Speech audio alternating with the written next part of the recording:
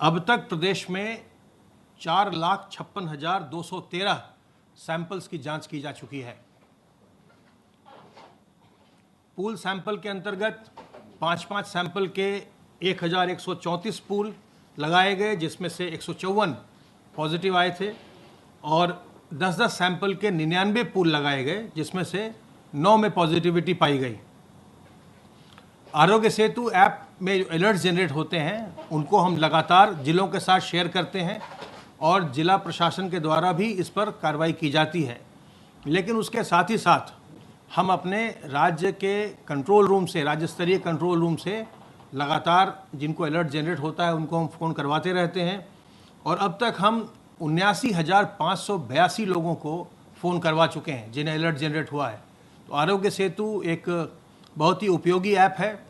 आपसे मेरा अनुरोध होगा कि आप भी इस ऐप को डाउनलोड कर लें ताकि ये आपको समय समय पर सावधान कर सके। अगर आप किसी भी संक्रमित व्यक्ति के पास जाएंगे तो ऐप आपको सावधान करता है।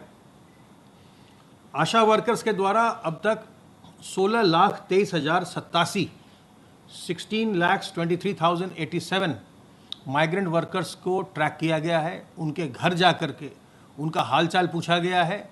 हमारे जो फील्ड के वर्कर्स हैं वो निरंतर मेहनत कर रहे हैं दिन रात और बहुत अच्छा कार्य कर रहे हैं। पूरे जो मेडिकल की टीम है, चाहे वो हमारे डॉक्टर्स हों और चाहे नर्सेज हों, पैरामेडिकल स्टाफ हो, एएनएम्स हों, आशा वर्कर्स हों, और जो उनके सहयोग में बाकी लोग लगे हुए हैं, रेवेन्यू का स्टाफ हो, पुलिस का स्टाफ हो, अर्बन डेवलपमेंट डिपार्टमेंट का स्टाफ हो, पंचायती राज का स्टाफ हो, जो हमारे ग्राम निगरानी समिति में कार्य कर रहे हैं उनके सदस्य हैं, ग्राम चौकीदार है, जो हमारे मोहल्ला निगरानी समिति में जो लोग काम कर रहे हैं, ग्राम प्रधान हैं, सभासद हैं, ये सब लोग कोरोना से हमारी जंग में हमारे साथ जुड़कर बड़े ही मजबूती से कार्य कर रहे हैं। और इन सबका हम धन्यवाद करते हैं कि इस संक्रमण को प्रदेश में नियंत्रित करने में, रोकने में इनकी बहुत ही महत्वपूर्ण भूमिका है और अपनी भूमिका को ये लगातार मजबूती से निभा रहे हैं। हमारा सर्वेलेंस का काम लगातार चल रहा है और हमारी टीम्स, जिसमें आशा वर्कर्स भी होती हैं, जिसमें एएनएम्स होते हैं, रेवेन्यू के भी लोग होते हैं, साथ में पुलिस के भी लोग जाते हैं, सर्वेलेंस का काम हमारा लगातार चल रहा है। और कुल मिलाकर के 17,493 इलाकों में अभी तक सर्वेलेंस का कार्य हुआ है, जिसमें से 5,519 हॉटस्पॉट के इलाके हैं और 11,974 नॉन हॉटस्पॉट के इलाके हैं। इनमें अब तक 1,20,661 टीम दिवस के माध्यम से 91,48,721 घरों का सर्वेलेंस किया गया है, जिनमें 4,66,10,850 लोग रहते हैं। तो ये जो सर्वेलेंस का काम है, ये इन्फेक्शन को कंटेन करने के लिए बहुत ही इसका महत्वपूर्ण रोल है, महत्वपूर्ण भूमिका है, और इसको लगातार हमारे वर्कर्स फील्ड में लगातार कर रहे हैं। लोगों की ये मांग आई थी, जो लोग मल्टी स्टोरी बिल्डिंग्स में रहते हैं, तो अगर उनके यहाँ एक भी घर में अगर कोई केस निकल जाता था तो उनके घरों को, टावर को 21 दिन के लिए सील कर दिया जाता था। अब वो व्यवस्था, उसमें थोड़ा संशोधन करते हुए ये व्यवस्था कर दी गई है कि अगर कोई मल्टी स्टोरी बिल्डिंग में अगर इन्फेक्शन आया है तो उनके बिल्डिंग को, टावर को केवल 14 दिनों के लिए ही सील किया जाएगा, 21 दिन के लिए सील नहीं किया जाएगा। इसी प्रकार अगर किसी जगह एक ही घर में अगर एक से ज़्यादा केस आते हैं, जब एक से ज़्यादा केस आता है उसको हम क्लस्टर मानते हैं। अगर किसी जगह 3-4 केस आ जाएं अलग अलग घरों में, तो 500 मीटर के रेडियस में कंटेनमेंट जोन बनाया जाता है और उसके बाद फिर बफर जोन होता है। लेकिन ये निर्णय लिया गया है, जब अगर किसी घर में सिंगल केस आता था, एक केस आता था, तो वैसे में कंटेनमेंट जोन केवल 250 मीटर का होता है या मोहल्ला, पूरा मोहल्ला होता है।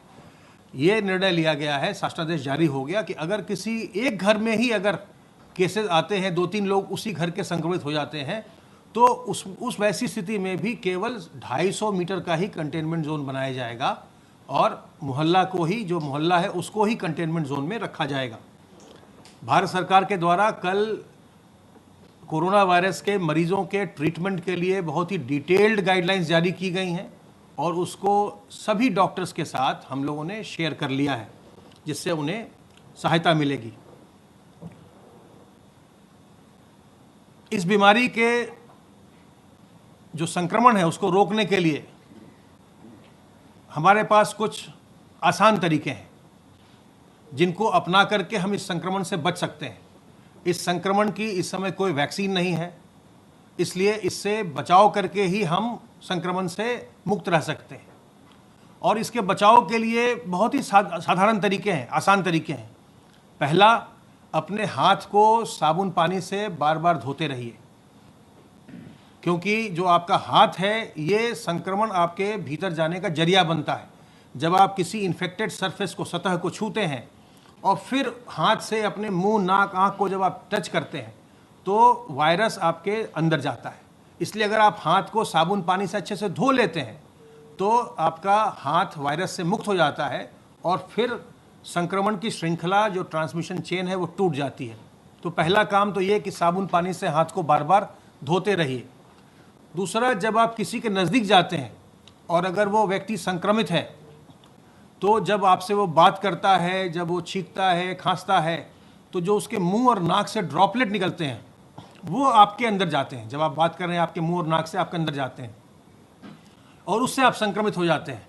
इसलिए ज़रूरी है कि आप दूसरे व्यक्ति से 2 गज की दूरी, बचाव के लिए ज़रूरी, उससे 2 गज की दूरी बना कर रखिए। और जब भी आप किसी से बातचीत करें 2 गज दूर रहें, तो वैसे में वायरस आप तक नहीं पहुंच पाता। और तीसरी बात, बहुत ही आसान तरीका, अपने मुंह और नाक को हमेशा ढक कर रखिए। मास्क से ढकिए, दुपट्टे से ढकिए, रुमाल से ढकिए, गमछे से ढकिए। तो जब आप 2 गज की दूरी मेंटेन करेंगे और अपने मुंह और नाक को ढक कर रखेंगे तो जब आप सामने वाले से बात कर रहे हैं तो वायरस आपके अंदर नहीं जाएगा, आप संक्रमित नहीं होंगे। और अगर आपने अपने मुंह और नाक को ढक के रखा है तो जब आप हाथ से भी अपना चेहरा टच करते हैं तो भी आपके मुंह और नाक के रास्ते वायरस नहीं जा पाएगा।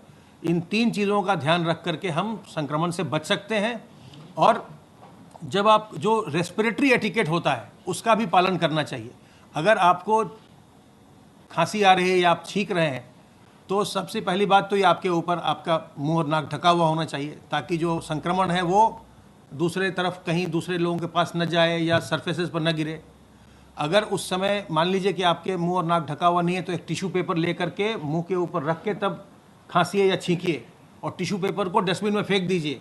अगर वो भी नहीं है तो अपने हाथ को, केहूनी को इस तरह से लाइए मुंह के ऊपर और तब फिर आप उसमें छींकिए या खांसिए। इससे क्या होगा कि संक्रमण जो है वो नीचे नहीं गिरेगा, आपके यहाँ पर रुक जाएगा कपड़े पर, फिर उसको आप धो लेंगे तो आप दूसरों को बचाएंगे। हमें अपने को बचाना है और दूसरों को भी बचाना है। और जब भी आप किसी व्यक्ति से मिलिए, 2 गज की दूरी इसलिए मेंटेन करना ज़रूरी है कि आपको नहीं पता कि वो व्यक्ति संक्रमित है कि नहीं है, क्योंकि 80% मामले ऐसे आते हैं जिनमें कोई लक्षण ही नहीं आता। तो ये हमको ये मानना चाहिए, आज जब संक्रमण हमें देखने को मिल रहा है, संक्रमण का प्रसार हो रहा है, तो उसकी श्रृंखला को रोकने के लिए हमें ये मान के चलना चाहिए कि हम जिस भी किसी व्यक्ति के पास जा रहे हैं वो संक्रमित संभवतः हो सकता है, इसलिए उससे हम सावधान रहें। हम उससे 2 गज की दूरी मेंटेन करें तो हमें संक्रमण नहीं आएगा। और अगर हम मास्क और लगाएंगे, अपने मुंह और नाक को कवर करेंगे, तो हम खुद भी बचेंगे और दूसरे को भी बचाएंगे। तो इसलिए हमें और आपको, सब लोगों को मिल करके प्रदेश को संक्रमण से मुक्त करना है, संक्रमण को नियंत्रित करना है। और किसी प्रकार की हीन भावना मत लाइए। अगर संक्रमण हो तो संक्रामक बीमारी किसी को भी हो सकती है और दूसरे को हो तो कोई दुर्भावना मत लाइए। तत्काल जांच करवाइए, अपना इलाज करवाइए। जांच की व्यवस्था, इलाज की व्यवस्था निःशुल्क है। और किसी प्रकार के लक्षण आने पर, सांस फूलने पर, जुकाम होने पर, ज्वर होने पर, तत्काल हमारे हेल्पलाइन नंबर 1800-180-5145 पर फ़ोन करें या अपने ज़िले के जिला अस्पताल जाइए, जिला मुख्य चिकित्सा अधिकारी संपर्क करिए। तबीयत ज़्यादा खराब लग रही हो, 108 नंबर को कॉल करिए और एम्बुलेंस मंगवाइए। एम्बुलेंस आएगी, घर से आपको अस्पताल ले जाएगी, आपकी जांच भी होगी, आपका इलाज भी होगा। तो किसी प्रकार की हीन भावना मत लाइए। जितनी जल्दी आप सामने आएंगे, जितनी जल्दी अपना इलाज करवाएंगे,